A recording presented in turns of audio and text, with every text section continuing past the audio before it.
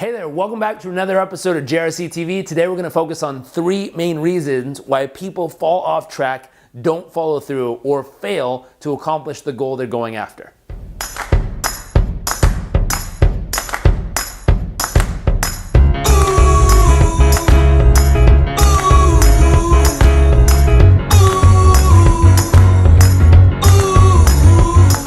So what are these 3 reasons that we're talking about? Number 1, think of a goal or a outcome you are trying to accomplish. Now, one that you still haven't got to.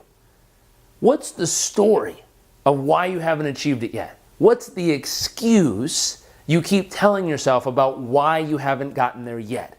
Is it, I don't have enough resources, I just haven't put in the effort, I'm lazy? What are you telling yourself that's keeping you from moving forward?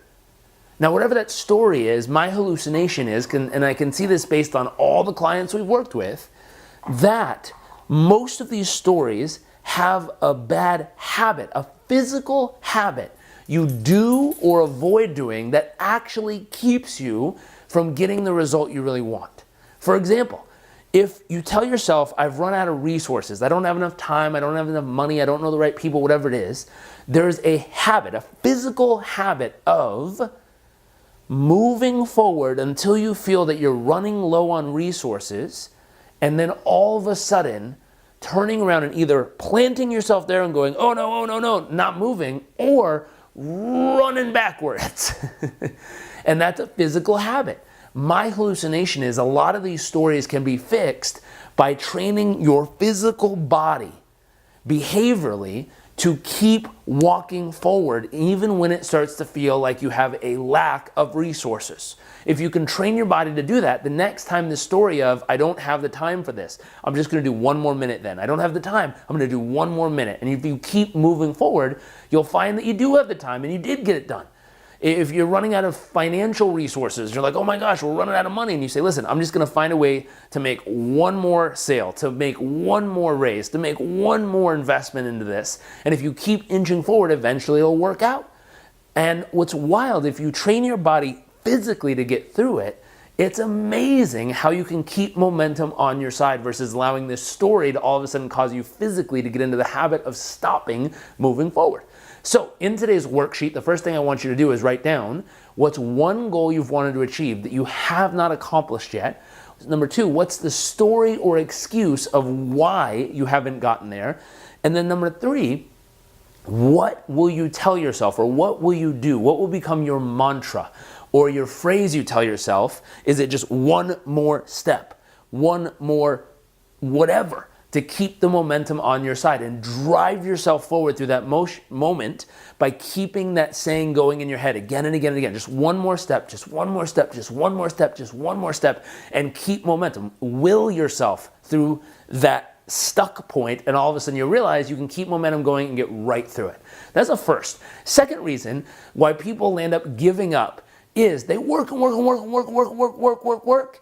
And then at some point they come up for air, they look around and they start comparing themselves to other people around them and other people's progress. And this can help if you look forward and go, wow, that guy's that far. I'm kind of like him or her.